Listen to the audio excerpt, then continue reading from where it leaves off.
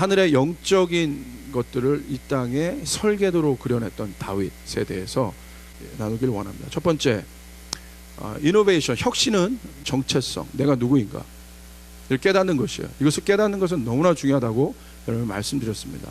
에베소 3장 20절에 그런 이야기가 있어요. 우리 가운데서 역사하시는 능력대로 우리가 구하거나 생각하는 모든 것에 넘치도록 능히 하실 이에게. 자, 하늘의 영역을 우리가 다 믿고 하나님께 하늘의 영역에 소망을 두고 우리가 살아가는 자들인데요, 그것들을 이 땅에 이루어내는 통로가 무엇입니까? 예배예요. 기도예요. 죽어있는 예배가 아니라 살아있는 예배, 살아있는 기도입니다. 이것이 이 땅에 이루어지는 겁니다. 정체성을 아는 자 구하는 자입니다. 우리의 생각의 중요성을 깨달아야 합니다. 세 번째, 하나님은 우리의 내면을 보시기 때문에 그렇습니다. 네 번째, 영적인 것은 현실적인 것을 통해 일합니다. 제가 이노베이션을 통해서 이야기하고 싶고 고정관념을 깨고 싶은 것이 바로 이거예요. 영적인 것이 추상적이라고 생각하는 도대체 이 어디서 들어왔는지 이 출처를 수 없는 마인드. 여러분, 영적인 것은 현실적인 것이에요. 믿으세요? 정말 하나님을 본 사람은 이 세상에서 그렇게 살아요. 구체적으로 넘어갑니다. 하늘의 청사진이 만들어지는 것이에요. 우리의 생각은. 이노베이션을 통해서 결국 우리가 끄집어내고자 하는 건 이거예요. 청사진을 그려내는 겁니다. 이 영적인 영역이 현실의 영역에서 열매를 맺지 못한 이유는 무엇일까? 이야기를 잘 들으셔야 돼요. 아마 대부분의 사람이 이 두 가지 경우에 묶여 있을 겁니다. 그렇지 않은 분들은, 돌파가 없었던 분들은 이 두 가지 영역이 아마 묶여 있을 거예요. 첫째는 영적인 생각을 남의 입장이 아닌 내 기준에서 정의해버리는 사람들이에요. 공동체로 스며들지 않고 공동체, 하나님 나라에 대한 큰 그림을 그려내는 연습을 안 하는 사람들은요, 절대 변하지 않아요. 열매 맺지 못하는 사람들을 보면요, 고집과 아집이 있습니다. 그런데 고집과 아집은 또 중요합니다. 근데 우리는 이것을 다른 용어로 부르길 원합니다. 이것을 주관이에요. 신념이라고 해요. 다 똑같아요. 고집과 아집을 갖고 있는 사람, 주관과 신념이 있는 사람, 둘 다 겉모양은 똑같이 보입니다. 선한 주관과 신념과 고집과 아집은요, 공통점이 있습니다. 출발점은 같아요. 고민합니다. 그래서 생각하는 거예요.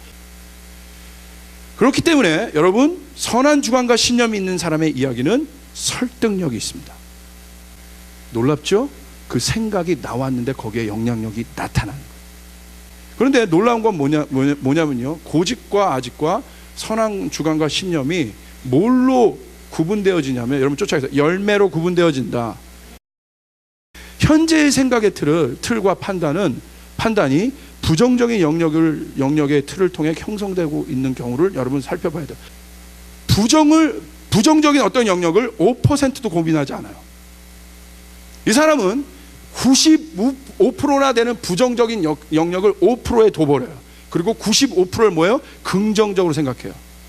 그런데 부정적인 비판가들은 뭐예요? 다 95%에 갇혀 있는 거예요. 비판은 잘해요.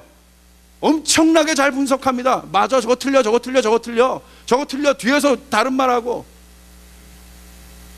움직임은 없어요. 그 안에 역사가 일어나지 않아요. 왜? 부정적인 영역에서 그 기준이 생겼기 때문에 다른 사람의 마음을 끌어당길 수가 없습니다. 절대로 변화하려 하지 않습니다.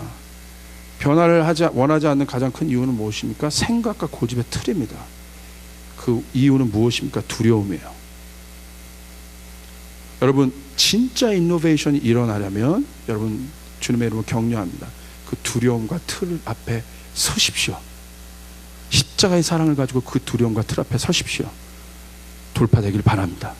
하나님의 블루프린트를 그려낸 다윗과 이스라엘, 이게 바로 다윗의 설계도입니다. 역대상 28장을 보세요. 장면을 생각해 보세요. 다윗이 아주 중요한 결정을 하고 모든 사람을 불러 모은 거야. 그리고 나서 던지기 시작합니다. 어떤 프로젝트를 던져요? 성전 건축과 성전 건축에 대한 꿈과 비전을 이야기합니다. 드디어 다윗의 전 삶에 있어서 가장 원했던 것들을 이야기해요. 보십시오. 1절, 다윗 왕이 온 회중에게 이르되 내 아들 솔로몬이 유일하게 하나님께서 택하신 바 되었으나 아직 어리고 미숙하여 이 공사는 크도다. 성전은 사람을 위한 것이 아니요 여호와 하나님을 위한 것이야. 할렐루야. 이것이 다윗이 성전을 향한 가치였던 거예요. 내가 왜 성전을 지어야 하는가? 내가 왜 하나님의 전을 지어야 하는가? 하나님이 내게 이르시되 너는 전쟁을 많이 한 사람이라 피를 많이 흘렸으니 내 이름을 위하여 성전을 건축하지 못하리라. 평생 다윗의 꿈, 가치로도 그렇게 달려왔는데 뭐라고 얘기해요? 하나님이 허락지 않아요. 다윗에 있어서 하나님 나라의 개념은 자기 당대가 아닌 거예요. 여러분이 가져야 될 교회의 개념은, 성도의 개념은 이 땅의 당대가 아니라 영원한 것이에요. 믿습니까? 영원한 것이에요. 영원한 것. 다윗이 그 설계도를 그려내요. 19절을 우리 같이 한번 읽겠습니다. 시작. 다윗이 이르되 여호와의 손이 내게 임하여 이 모든 일의 설계도를 그려 나에게 알려주셔요. 내가 한 게 아니야. 엄청난 사람입니다. 여호와의 손이 내게 임했다. 성전을 위하여 준비한 이 모든 것 외에도 내 마음이 내 하나님의 성전을 사모함으로 내가 사유한 금은으로 내 하나님의 성전을 위하여 드렸다. 다윗이 드렸습니다. 자기의 전부를 드렸어요. 같이 보화를 샀습니다. 움직였어요. 그러니까 어떤 일이 일어나요? 5절 백성들 가운데, 그 설교를 들었던 백성들 가운데 어떤 일들이 움직이기 시작합니까? 가치가 그들을 돌파해버린 거예요. 움직인 거예요. 금은 그릇으로 만들며 장인의 손으로 하는 모든 일에 쓰게 하였노니 오늘 누가 즐거이 손에 채워 여호와께 드리겠느냐? 누가 즐거이 하겠느냐? 6절 천부장과 백부장과 왕의 사문관이 다 어떻게? 즐거이 드리되. 9절 우리 같이 한번 읽겠습니다. 시작. 백성들은 자원하여 드렸으므로 기뻐하였으니 곧 그들이 성심으로 여호와께 자원하였으므로 다 어떻게? 심히 기뻐하니라. 할렐루야. 그런데 여러분 생각해 보세요. 그들이 기뻐하죠. 그런데 그 성전 건축은 그들 앞에 지금 없습니다. 그들 눈에 지금 아무것도 이루어지지 않았어요. 그런데 그들이 앞으로 이루어질 그 가치를 위해서, 다음 세대를 위하여 이룰 가치를 위해서, 이루어질 가치를 위해서 그들이 보이지 않는 영역에 실제적인 것을 동원해서 기뻐하고 있는 것이에요. 할렐루야. 이것이 하나님 나라의 백성인 것입니다. 이것이 거룩한 인노베이터들이에요. 17절 나의 하나님이여 주께서 마음을 감찰하시고 정직을 기뻐하신 줄 내가 아나이다. 내가 정직한 마음으로 이 모든 것을 즐거이 드렸사오며 이제 내가 또 여기 있는 주의 백성이 주께 자원하여 드린 것을 보니 심히 기쁘도다. 이게 마지막 때의 인노베이터들의 마음 자세예요. 즐거이 하는 것, 기쁘게 하는 것, 자원하여 하는 것. 이날에 무리가 크게 기뻐하여 여호와 앞에서, 이게 진짜 그 삶 가운데 최고의 조이가 일어난 거예요. 자유, 기쁨. 먹으며 마셨더라. 와!